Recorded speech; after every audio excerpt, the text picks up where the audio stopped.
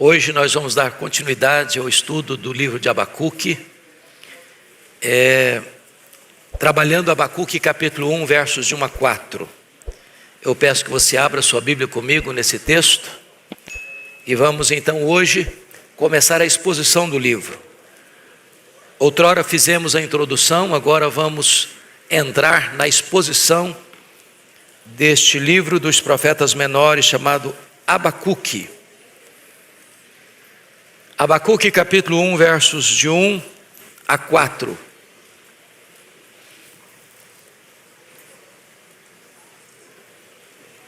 Abacuque fica perdido aí às vezes, no meio dos menores. Se ajuda, fica entre Naum e Sofonias. Eu não sei se ajudou. Na minha Bíblia está na página 799. Não sei aí na sua se também ajuda.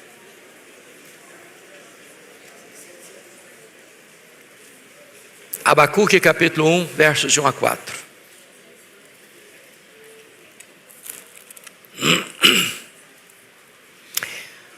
Está escrito o seguinte: sentença revelada ao profeta Abacuque.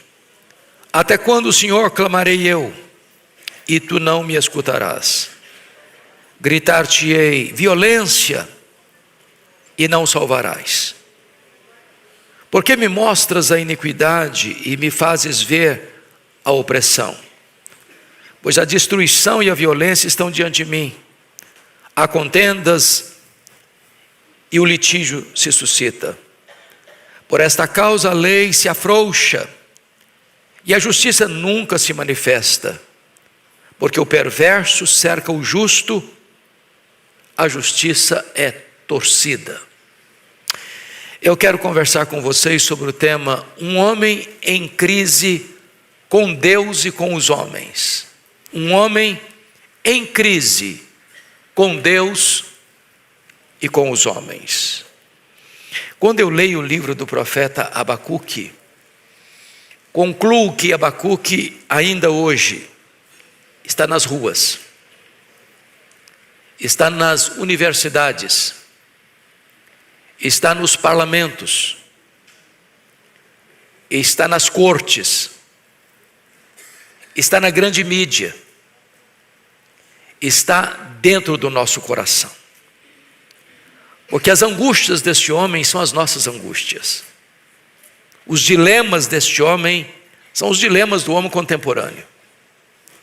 As crises que ele vive são as crises enfrentadas nas ruas, nas discussões universitárias, entre os juristas, por que não dizer nas cortes mais egrégias do país. Os dilemas que ele vive são os dilemas dos parlamentares, mas sobretudo são os dilemas do seu, do meu, do nosso coração. E eu queria, à guisa de introdução, destacar 3 pontos antes de entrar na exposição. Primeiro, os desobedientes, os rebeldes, os que estão na contramão da orientação de Deus, certamente colherão um dia seus frutos amargos. Nem sempre Deus pune o transgressor no ato da sua transgressão. E alguns acham que, por terem escapado dos seus crimes quando os praticaram, poderão continuar nos seus crimes sem ser apanhados, ou pelas mãos da justiça humana, ou pelas mãos da justiça divina. O fato de Deus nem sempre sentenciar o pecador no ato do seu pecado, não significa, entretanto, dizer que essas pessoas escaparão, que elas não colherão os frutos da sua semeadura insensata. O que está acontecendo aqui é exatamente isso. A nação está assodadamente pisando no acelerador rumo à corrupção, à violência, à injustiça, à maldade, achando que está tudo bem, achando que nada acontecerá com eles, achando que a mão de Deus não os apanhará e que o tribunal de Deus não os julgará. Mas enquanto eles estão concentrados em pecar, Deus está concentrado em trazer a Babilônia para ser o chicote da sua disciplina ao seu próprio povo. Segundo ponto de introdução: os líderes insensatos são maldição para a nação e não bênção para o povo. Irmãos amados, há uma estreita correlação, biblicamente e historicamente, entre a liderança e o povo. A Bíblia já diz isso. Quando o justo governa, o povo se alegra. Mas quando o ímpio governa, o povo geme. Sempre que se levantou um rei ímpio, mau, perverso, injusto em Israel ou em Judá, a nação sofreu as consequências. Nós não estamos falando mais de Israel, ou seja, não estamos falando mais das 10 tribos do norte. Essas 10 tribos já tiveram o seu destino lavrado. Em 722, lá no período de Ezequias, aqui em Judá, a Assíria levou as 10 tribos para o cativeiro. Nós estamos falando agora especificamente da nação de Judá, composta de 2 tribos, Benjamim e Judá. Estamos falando de Jerusalém e não de Samaria. Estamos falando daquela nação que alterna no governo homens piedosos e homens perversos. Porém, depois da morte de Josias, o último rei piedoso de Judá, a nação entrou numa descida vertiginosa para o abismo. Porque quando morre Josias, o seu filho Joacás governa, ele é muito mau. Depois governa Jeoaquim, foi muito mal. Depois governa Joaquim, foi muito mal. E depois governa Zedequias, e aí encerra o ciclo de Judá. A Babilônia toma a cidade de Jerusalém e leva o povo para uma amarga escravidão de 70 anos. Aqui está o ponto que eu gostaria que nós sempre parássemos para pensar. Quando um rei, quando um governante, seja ele rei, seja ele primeiro-ministro, seja ele presidente, ou num contexto mais próximo, seja ele um governador, ou mais próximo ainda, seja ele um prefeito, sempre que a liderança se afasta de Deus, se rebela contra Deus, aceita o mal, é instrumento do mal, coopera para que o mal prevaleça, a nação toda sofre os esbarros, o revés, as consequências dessa administração insensata, perversa e opressora. Terceiro ponto que eu levanto à guisa de introdução é que a soberania de Deus na história não é plenamente compreendida, mesmo pelos homens mais piedosos. É o caso de Abacuque. Porque Abacuque está em crise primeiramente com Deus. Porque ele vê a sua nação chafurdada na lama, assodadamente caminhando rumo ao desastre. A sociedade tornou-se um campo de guerra, onde o maior oprime o menor, onde a violência está nas ruas, onde as cortes, em vez de colocar as coisas em ordem, fazendo prevalecer a lei, para que o injusto não oprima o justo, o poderoso não oprima o fraco. As cortes estão de mãos dadas com a violência, estão compradas pelos poderosos. A lei é torcida, a justiça não é feita, e ele está em grande crise com Deus. Deus, o Senhor não vai fazer nada, o Senhor não vai agir, o Senhor não vai intervir, o Senhor não vai botar o pé no freio enquanto a nação pisa no acelerador rumo ao desastre. Essa era a primeira crise. Mas a segunda crise é maior que a primeira. É que quando Deus responde a ele, Deus diz o seguinte: eu estou Estou agindo sim. Eu estou preparando os caldeus. Estou preparando a Babilônia. Uma nação amarga e impiedosa. E essa nação virá. E essa nação vai tomar Jerusalém. E essa nação vai levar o povo para o cativeiro. E essa nação vai ser a vara da minha ira para disciplinar o meu povo. E ele entra mais em crise ainda. Porque ele não compreende, não entende como Deus pode usar alguém pior do que o seu próprio povo para disciplinar o seu povo. Às vezes, meus irmãos, a soberania de Deus não se encaixa com a nossa teologia, ou pelo menos com a nossa visão. Como essas trevas não se encaixam com a luz que acaba de chegar. Às vezes nós entramos em crise também. Eu não sei se você, como eu, mas quem que aqui está angustiado com o que acontece com o Brasil? Será que só eu sozinho ou tem mais alguém? Então Abacuque se levanta nesta manhã para ser o nosso professor. Seria apenas o instrumento de Deus, mas a voz é de Abacuque. Vamos à análise do texto. Primeiramente, os dramas existenciais de um profeta em crise. Abacuque é um profeta e é um intercessor. Antes de trazer a palavra de Deus para o povo, ele leva os dramas do povo a Deus. E eu chamo a sua atenção para um profeta que está em alarme por 3 razões. Primeiro, o drama de receber uma mensagem pesada da parte de Deus. Com a Bíblia aberta aí, vamos ao verso 1. Ponha na tela, filho, o verso 1, por favor. Vamos juntos? Sentença revelada ao profeta Abacuque. Essa palavra sentença no hebraico, a palavra massá, significa literalmente peso, fardo, algo muito pesado, uma carga esmagadora, algo que achata. Ou seja,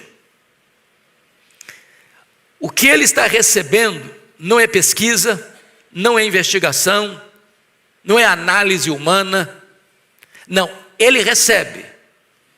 É Deus quem revela, é Deus quem abre as comportas do céu e diz: é isso que você vai pregar, é isso que você vai anunciar. E quando ele ouve o que Deus tem para falar, ele não pode entender outra coisa senão uma sentença pesada, que vem de Deus, à sua nação. Que nação? A nação do pacto, o povo da aliança. Então, preste bem atenção, ele não cria mensagem, ele não inventa mensagem, ele recebe a mensagem. E essa mensagem é tão pesada que o seu contemporâneo Jeremias, por causa desta mensagem, foi preso. Essa sentença é tão pesada que, por causa desse tipo de mensagem, o profeta Isaías foi cerrado ao meio. E a sentença é tão pesada que aqueles que se levantam hoje ainda para entregá-la à nação sofrem certamente as consequências, por serem taxados talvez de inimigos da pátria.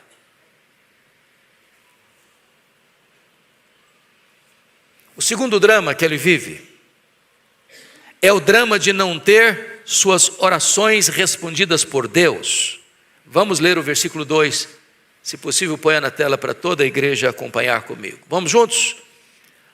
Até quando, Senhor, clamarei eu, e tu não escutarás? Gritar-te-ei violência, e não salvarás. Então a oração de Abacuque foi feita, ou é fruto de uma reação à desolada situação do seu povo. Ele está gritando, e esse até quando é um grito de desespero. Jesus, Deus, eu estou falando, eu estou vendo, a coisa está acontecendo, está aí nos noticiários, as mídias sociais estão aí divulgando todo dia, toda hora. Não é uma coisa escondida, não é uma coisa velada, não. A coisa vazou, a coisa está aí despejando em catadupas. As informações são terríveis, a realidade é pior ainda. O que está nos bastidores talvez ainda é mais terrível do que já está revelado. E o senhor não vai fazer nada? O senhor não vai agir? O senhor não está ouvindo, não? O senhor não está vendo, não? E o que ele está vendo? Primeiramente, os justos oprimidos. Olha o versículo 4 comigo. Por esta causa a lei se afrouxa, a justiça nunca se manifesta, o perverso cerca o justo, a justiça é torcida. O que ele está vendo? Ele está vendo um povo assodado no pecado. Versículo 3, mostras a iniquidade, me fazes ver a opressão. A destruição e a violência estão diante de mim, a contenda, a litígio, o litígio se suscita. O que é que ele está vendo? Ele está vendo idolatria, o capítulo 2, versículo 18. Que aproveita o ídolo, visto que o seu artífice o esculpiu, é imagem de fundição, mestra de mentiras, para que o artífice confie na obra, fazendo ídolos mudos. Ele está vendo os pobres sendo oprimidos. E eu pergunto a vocês, nós estamos vendo a mesma coisa?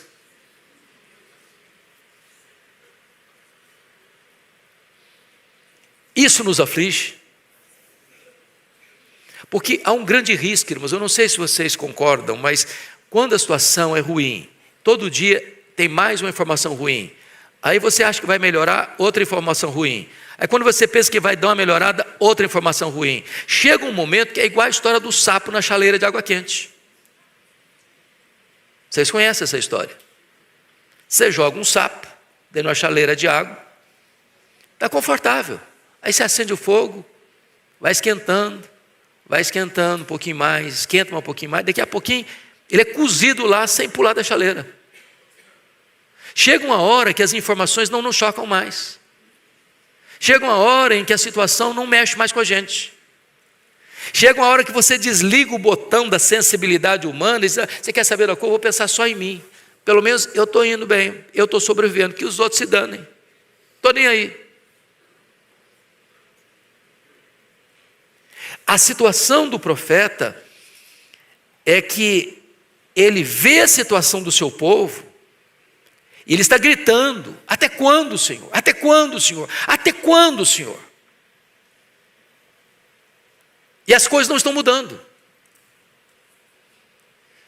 Segundo aspecto é que a oração de Abacuque foi oração de grande emergência.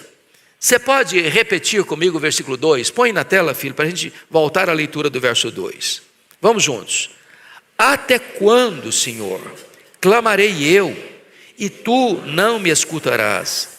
Gritar-te-ei violência, e não salvarás. Sabe o que ele está dizendo para Deus? Deus, será que eu sou mais interessado na justiça do que o Senhor? Será que eu sou mais sensível do que o Senhor? Será que eu estou numa situação mais avançada de cuidado da sociedade que o Senhor? O Senhor não está vendo não, o Senhor não está sentindo não. Por que Deus não age? Por que os ímpios prosperam? Por que os maus tentam a Deus e escapam? Por que o justo é oprimido e o injusto não é punido? O justo é que ainda sofre mais consequências. Esse homem está em crise com Deus. Parece que a forma de Deus agir não está batendo com a teologia que ele tem acerca da pessoa de Deus. Terceiro, a oração de Abacuque se esbarra no silêncio de Deus. Até quando, Senhor, clamarei eu, e tu não me escutarás? Sabe quando você grita? A única voz que você escuta é o eco do seu desespero. Aliás, esse é um tema recorrente na Bíblia e perturbador: o silêncio de Deus. Posso lhes garantir que o silêncio de Deus grita mais alto nos ouvidos da nossa alma que o ruído mais barulhento das circunstâncias mais adversas. Esse foi o drama, por exemplo, de Jó. Lembram de Jó? Quando ele sofre 5 golpes na vida: a vida financeira, a saúde, os filhos, o casamento e as amizades. E em virtude desse ataque frontal que o joga ao chão, ele faz a Deus 16 perguntas: por quê? E ele faz 34 queixas a Deus. E a resposta que ele tem diante do seu drama é o total silêncio de Deus. Esse é o drama de Davi, quando no Salmo 22, ele vai também erguer a sua voz. No versículo 2 diz: Deus meu, clamo de dia e não me respondes, também de noite, porém não tenho sossego.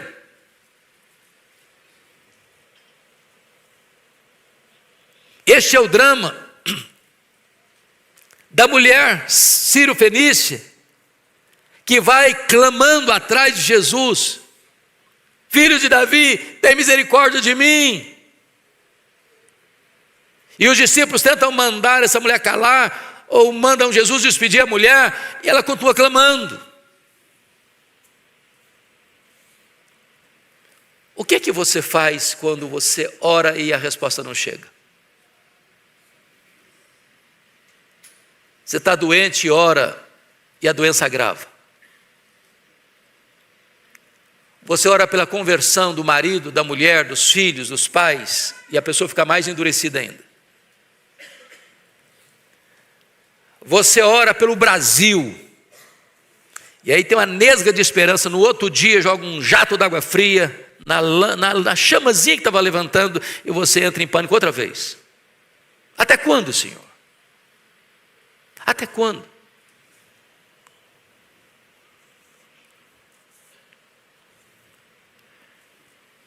Quarto, a oração de Abacuque se esbarra na demora de Deus, porque o silêncio, ele é perturbador quando ele se estica,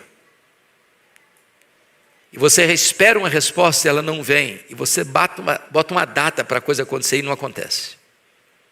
A demora. Ele está aflito, como um dia Marta ficou aflita porque Jesus não chegou, diante de um veemente pedido dela: está enfermo aquele a quem amas e ele não chega. Talvez este é o seu, este é o meu, este é o nosso drama ainda hoje. Mas, terceiro ponto que eu quero levantar é que o drama de Abacuque é o drama de ver sua geração atolando-se no pântano da corrupção. Vamos voltar os nossos olhos para o verso 3. Põe na tela para nós lermos de novo, verso 3. Vamos juntos? Porque me mostras a iniquidade e me fazes ver a opressão, pois a destruição e a violência estão diante de mim, há contendas e o litígio se suscita. Irmãos, a Bíblia é tão incrível que se esse versículo fosse estampado na Folha de São Paulo, no Estadão, no Globo, nos periódicos semanais ou nos telejornais mais vistos no Brasil, diríamos que nós estamos tirando uma radiografia do que está acontecendo hoje, aqui. E o profeta escreveu cerca de 600 anos antes de Cristo. E ele está fazendo uma radiografia, um diagnóstico do que nós estamos vivendo hoje. É por isso que a Bíblia é tão atual. Ela escreve a história antes dela acontecer. Isso prova uma coisa, é que o homem é corrompido por natureza. Os estudiosos, os pensadores, os filósofos, acham que o problema da humanidade é falta de instrução, é falta de conhecimento. Então, dê instrução para o homem, seus problemas estarão resolvidos. Isso é um engano. Essa foi a tese do positivismo. Quem pode negar que nós somos uma geração de autoconhecimento? Temos boas universidades, temos gente culta. Quem de nós pode duvidar que o poder legislativo, o executivo e judiciário, com as suas exceções, é claro, esses poderes são ocupados por homens cultos, passaram por boas universidades, granjearam um bom conhecimento? Eles são melhores por isso? São mais éticos por isso? Será que as pessoas só erram porque são ignorantes, analfabetas? Ou as pessoas que alcançaram o pináculo da vida estudantil são melhores moralmente, eticamente mais aprovadas? E aí você começa a perceber que a corrupção está instalada. Não é lá nos coitadinhos que não tiveram acesso à escola, os que ganham um salário mínimo, os que levantam 4 horas da madrugada para pegar 3 conduções para chegar no emprego. A corrupção não é promovida pelos boia-frias. Não, é por aqueles que estão no alto comando, os doutores mais afamados, os ricos mais bem articulados, os que não têm qualquer pejo de roubar dos velhinhos do INSS para ostentar aviões, carros de luxo. E o profeta está aqui com o seu coração apertado, ao olhar para a sua nação e diagnosticar essa violência, essa injustiça, essa opressão. Então, quero levar vocês ao segundo e último ponto desta mensagem, que é a radiografia de uma sociedade decadente, ainda dentro desses 4 versículos que lemos. Em primeiro lugar, uma sociedade decadente, ela é saturada de violência. Olha o verso 2 comigo de novo. Vamos ler juntos? Até quando, Senhor, clamarei eu e não me escutarás? Gritar-te-ei violência e não salvarás. Deixa eu fazer uma pergunta óbvia, do óbvio ululante. Tem violência na sociedade brasileira?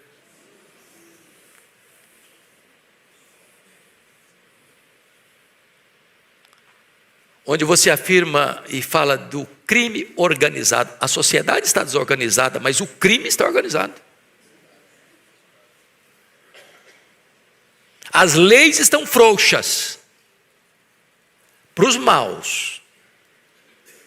Talvez para o justo, o nó está mais apertado ainda.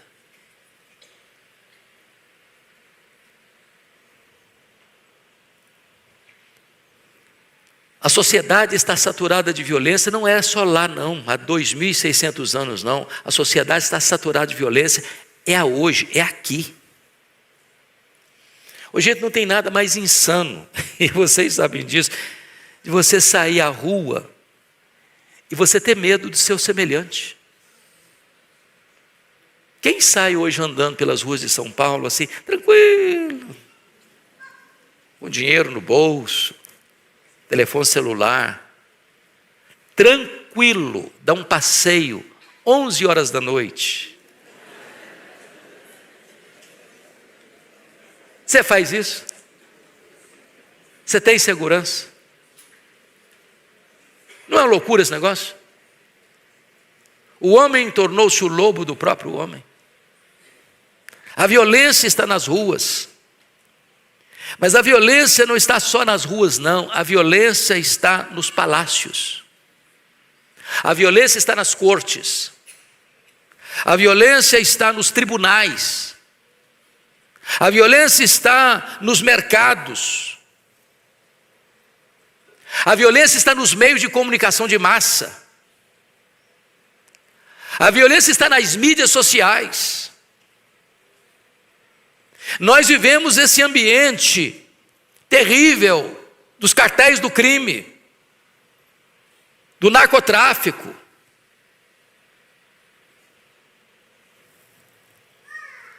Onde os institutos de violência enfiaram os seus tentáculos em todos os setores da sociedade. Onde os coitados, os velhinhos, dentre os quais me incluo, estão sendo saqueados, roubados, por aqueles que deveriam protegê-los.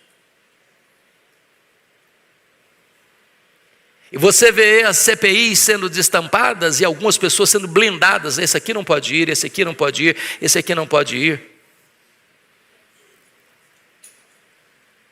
E onde você vê pessoas multibilionárias tirando o pão da boca do faminto para ostentar o seu luxo.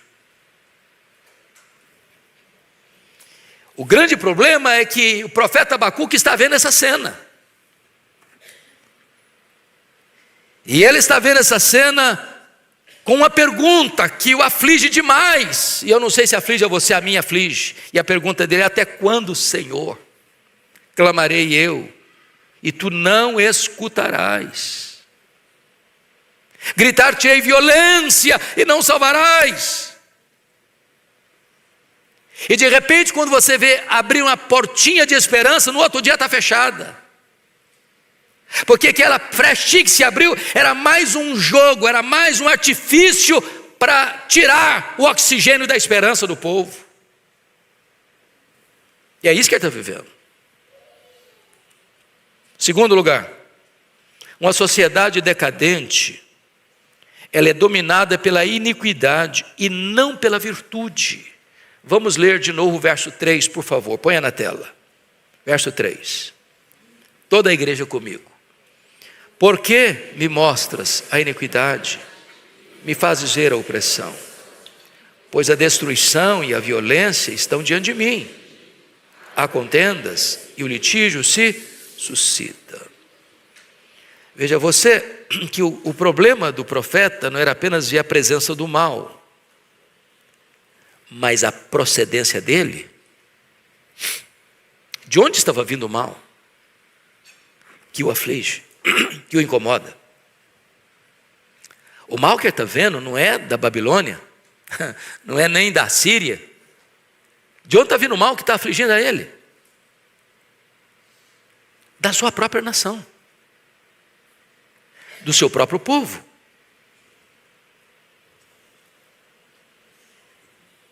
Vinha do povo de Deus. O mal vinha de dentro e não de fora. Talvez aqui, irmãos, nós precisamos tomar um choque ético.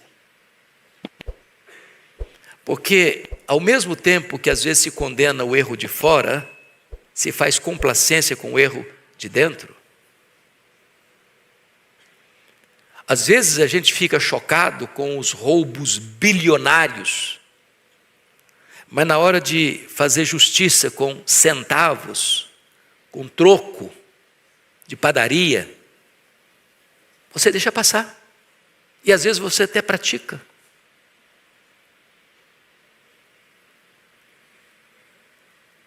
Notem vocês que Jerusalém não está caindo nas mãos da Babilônia, porque a Babilônia é tão poderosa e Jerusalém é tão pequena. Quando você lê o profeta Daniel, capítulo 1, verso 1 e 2, não é o poder da Babilônia que é a causa da queda de Jerusalém. É Deus quem entrega Jerusalém à Babilônia. Os vasos do templo não foram saqueados pela Babilônia, porque a Babilônia é tão poderosa. Deus está disciplinando o seu povo, entregando os vasos do templo à Babilônia. Ou seja, Deus nem sempre acerta as contas com o pecador no ato do seu pecado, mas de Deus não se zomba, porque aquilo que o homem semear, se ele ceifará. Então, pense comigo, por exemplo, na questão do Império Romano. Você tem, na linguagem de Daniel capítulo 2, aquela grande figura que Nabucodonosor sonha, a cabeça de ouros, peito, e os braços de prata, o quadril de bronze, e as pernas e os pés de ferro, e os dedos de ferro e barro, e que uma pedra não lavrada por mãos bate nos pés dessa estátua, e toda ela vira pó, e essa pedra cresce e alcança o mundo todo. Daniel 2 é uma profecia do que haveria na história da humanidade dos grandes impérios.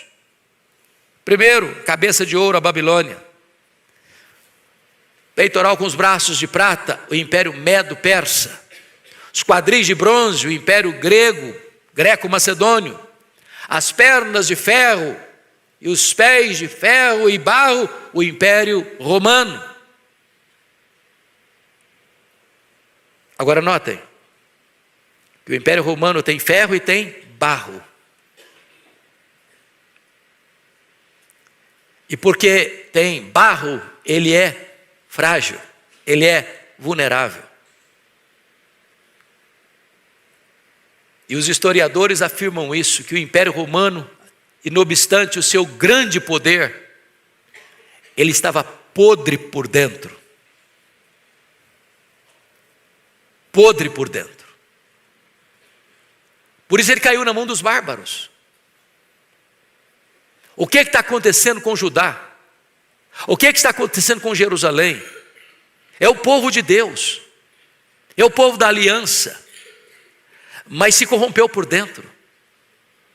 Em vez de ser luz para as nações, eles assimilaram os pecados das nações e se corrompeu. E porque se corrompeu, o pecado é o próprio dos povos, Deus vai entregar o seu próprio povo nas mãos da Babilônia, dos caldeus. E é isso que alarma o profeta, porque tem crise com Deus e com os homens.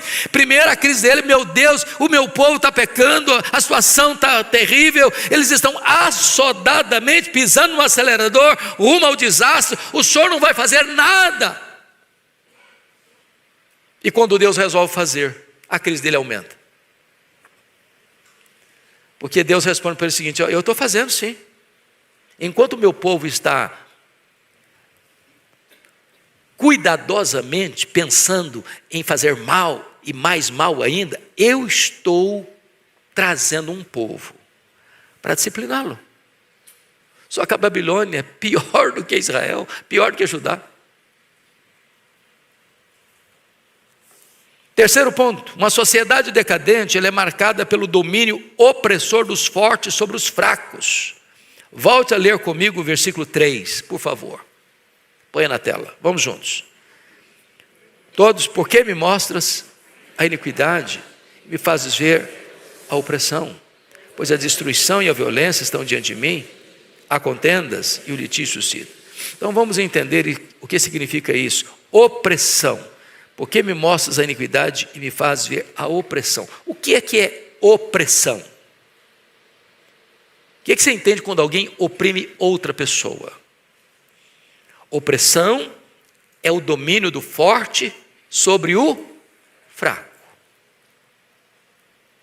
É fruto do sistema corrompido de roubar do que pouco tem por aquele que mais tem.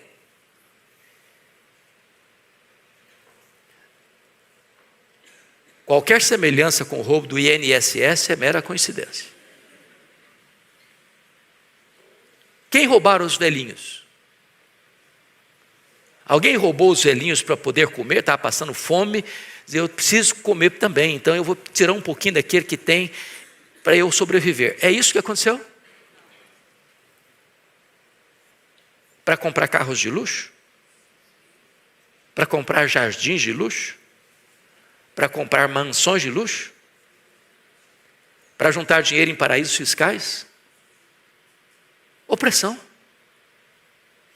Agora, ainda que a opressão fique sem a justiça dos homens, não ficará certamente sem a justiça divina.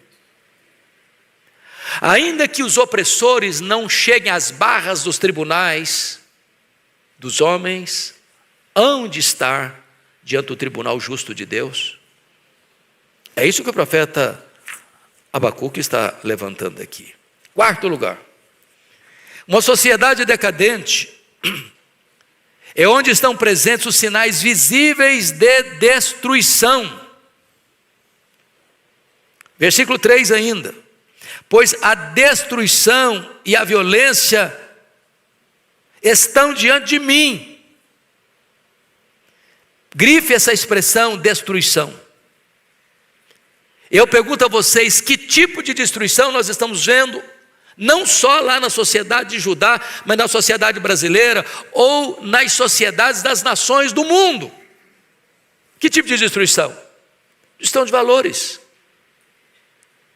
Destruição de marcos absolutos. Destruição de quê? Da família. De princípios. Irmãos, a sociedade hoje não tolera absolutos. Não tolera a verdade absoluta. Nós estamos vivendo hoje numa sociedade rendida à ditadura do relativismo. Me permita aqui uma análise. Aníbal Pereira Reis. Quem já ouviu falar em Aníbal Pereira Reis? Pouca gente.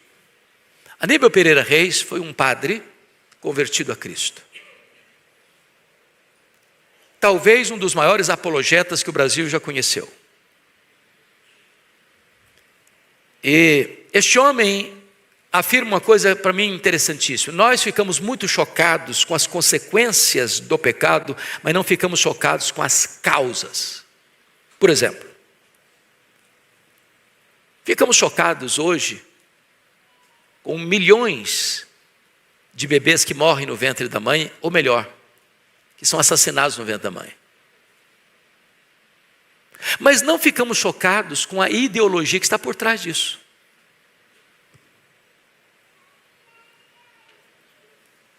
Existem pensadores que estão lá no ar-condicionado, engendrando ideias que, postas em ação, vão trazer desastres para a sociedade. Por exemplo, quando Adolf Hitler defende a tese da superioridade da raça ariana, ele está abrindo um precedente, então, para sacrificar 6 milhões de judeus. A uma raça que ele considerava sub-humana. Então a bomba mais poderosa do mundo não é a bomba de hidrogênio, não é a bomba atômica. A bomba mais poderosa do mundo é a bomba I. É a bomba das ideias. Porque as ideias é que põem em movimento as ações. E as ações mais malignas tantas vezes. Uma sociedade decadente é onde são presentes os sinais visíveis de destruição. E às vezes a destruição não é apenas o ato de tirar a vida, ou de oprimir, ou de roubar, é quem está concebendo essas ideias. São os articuladores, que estão vestidos de terno Armani e gravata de seda, que são aplaudidos como heróis, que, pondo em movimento as suas ideias, levam à destruição lá na ponta. Lá na ponta.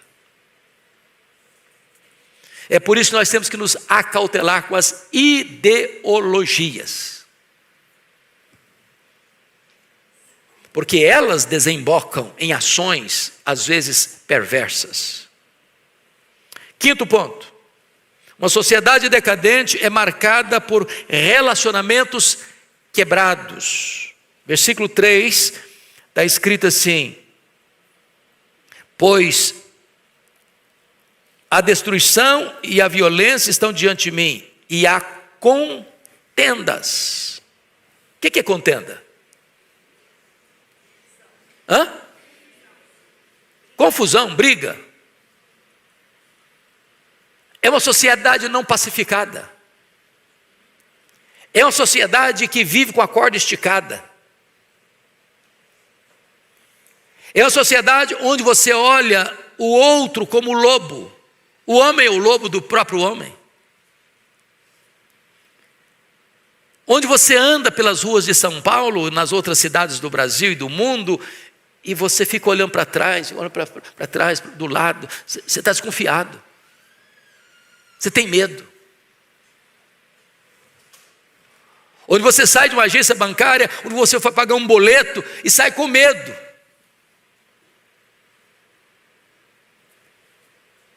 Contendas entre pessoas.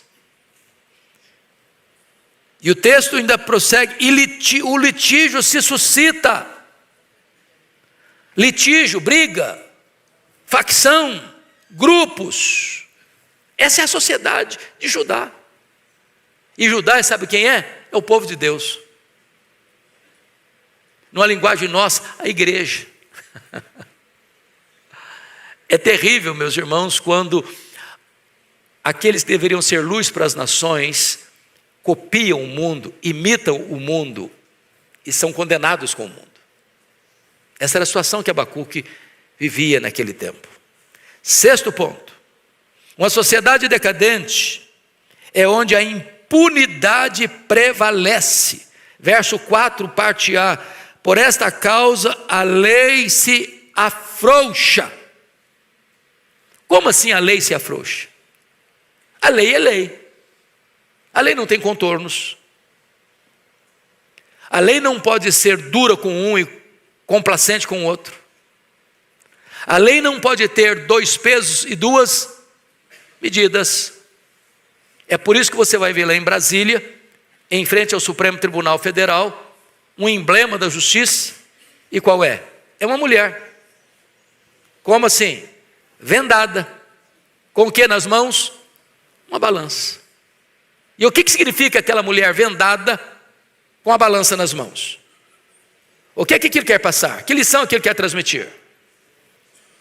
É que a justiça não julga pela capa do processo, mas pelos autos do processo. Ah, é fulano, pesa a mão. Ah, é o Betano, não, aí se alivia. Não, justiça, a lei é lei. A lei não pode afrouxar para um e apertar para outro. Por que a balança? Porque tem que existir justiça. Não pode criminalizar tudo desse e inocentar tudo daquele. A justiça tem que cumprir a lei, não torcer a lei, não afrouxar a lei. Agora, que lei é essa aqui? De que lei ele está falando? Claro que ele não está falando da Torá, da lei de Deus. A lei de Deus não afrouxa não. Eita, Deus não se corrompe não. Não tem propina no tribunal de Deus não. Não se suborna o reto juiz não. A lei de Deus é clara, a alma que pecar, essa morrerá. Deus não inocentará o culpado. Essa é a lei da Torá. Mas a lei dos homens, às vezes é frouxa demais com uns e aperta o nó demais para outros. Porque depende do nome que está na capa do processo. Vocês não acham que Abacuque está nas ruas? que ele deveria fazer uma visitinha nos nossos parlamentos, nas nossas cortes, nas decisões.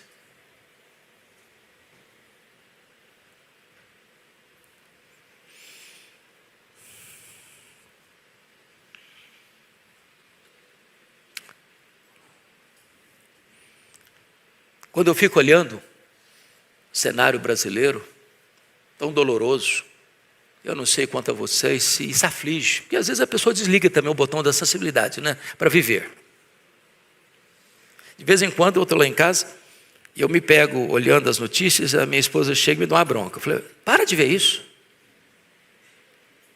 Eu sei que ela está dizendo para mim, está certo. Para de ver isso. Chega. Às vezes a bronca é desse jeito mesmo. Só acontece lá em casa, os maridos aqui nunca enfrentam isso, com certeza.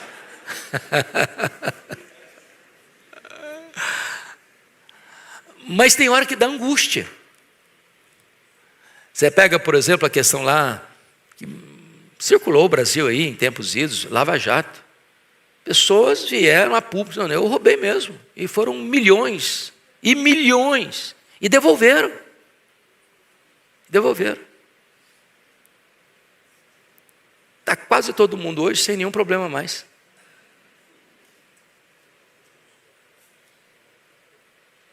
A lei se afrouxa. A justiça não é feita. E passa uma grande mensagem. O crime compensa. Essa era a sociedade de Judá. Não estou falando do Brasil não, gente. Estou falando de Judá. Tá? 7º lugar. Uma sociedade decadente é marcada por um poder judiciário impotente e corrompido. Versículo 4. Põe na tela para lermos, por favor. Vamos juntos? Por esta causa, a lei se afrouxa e a justiça nunca se manifesta. Porque o perverso cerca o justo. A justiça é torcida. A justiça nunca se manifesta. Isso é doloroso demais, não é não? A justiça nunca se manifesta. O que você espera da justiça? Que ela seja feita. A sociedade, ela é composta de tal maneira que se o fulano oprime o Beltrano pode reclamar a justiça e esperar que os seus direitos violados sejam devolvidos a ele. Esse é o papel da justiça. Mas o texto está nos informando que a justiça nunca se manifesta. Porque nesse caso de Judá, a justiça tinha lado. Ela tinha lado. E não era o lado certo. Era para favorecer o perverso. Era para cercar, entrincheirar, encurralar o justo.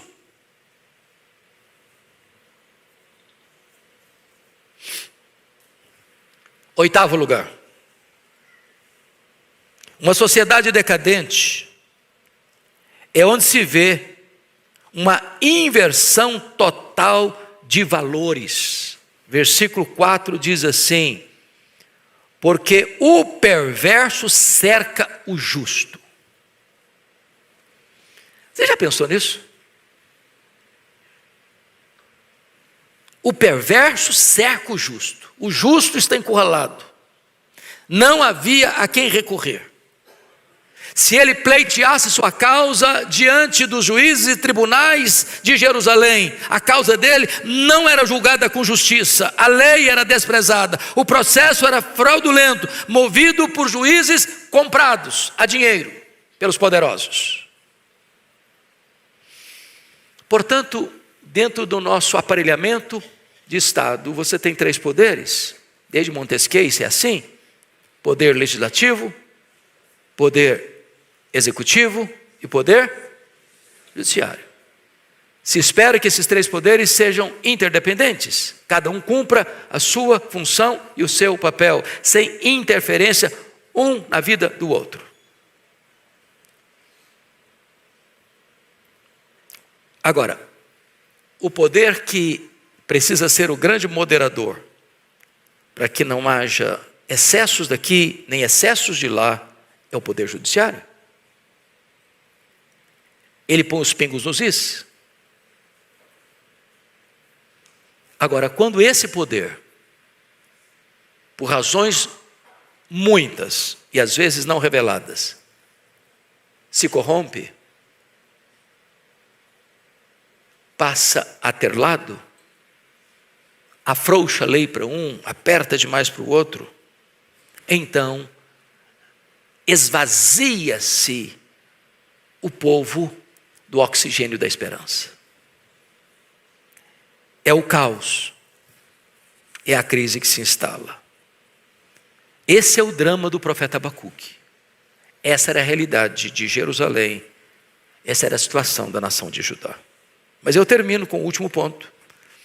Uma sociedade decadente é onde os tribunais estão mancomunados com os criminosos para roubar o direito dos justos.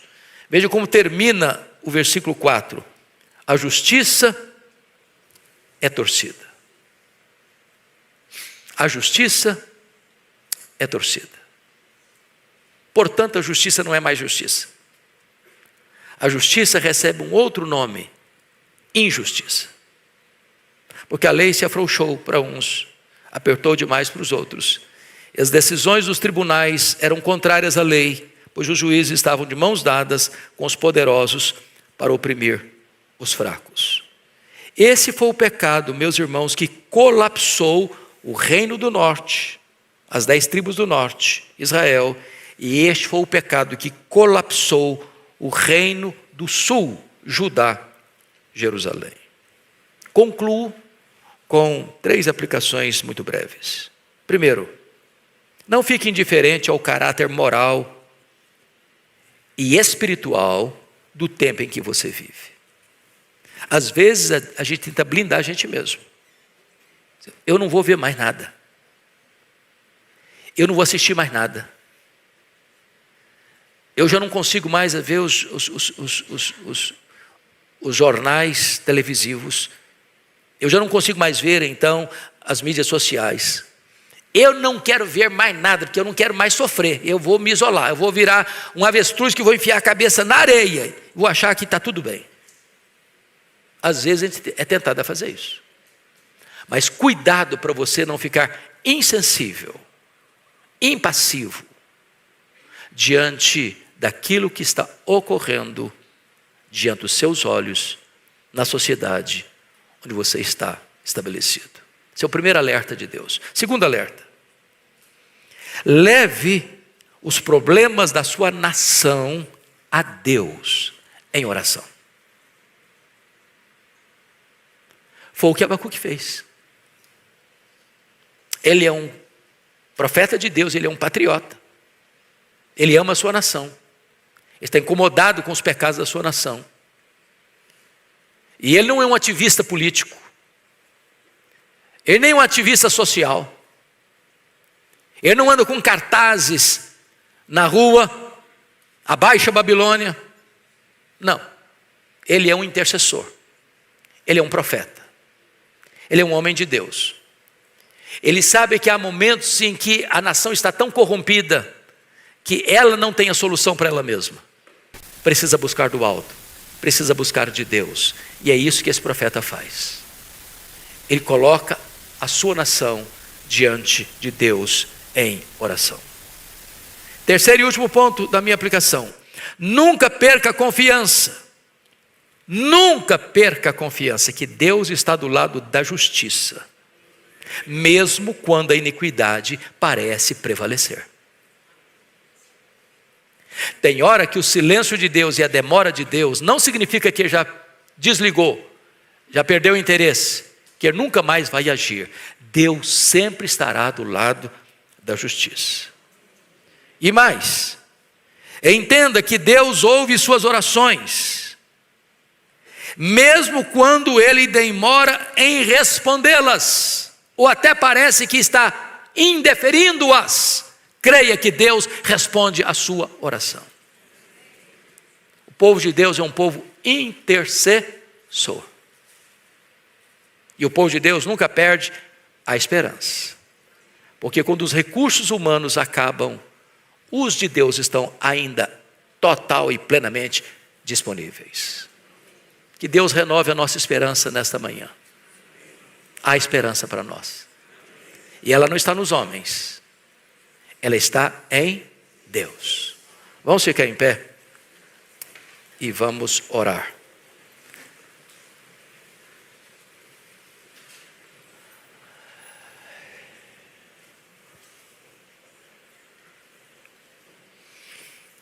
Ó Deus amado, nós te rendemos graças, porque a tua palavra é viva, atual e poderosa.